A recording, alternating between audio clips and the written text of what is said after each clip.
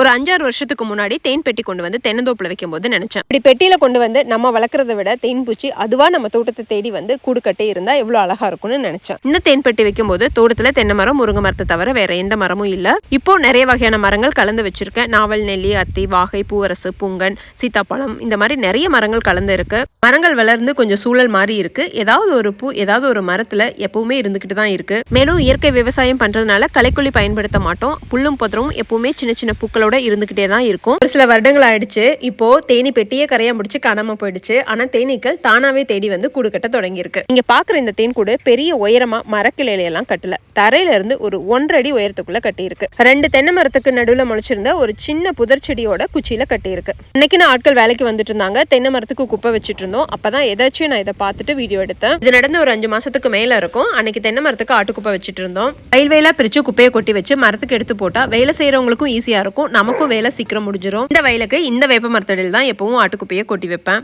வேலையை முடிச்சுட்டு கூடையை கவுத்தி வச்சதுக்கு அப்புறம் தான் உன்னை கவனிச்சேன்.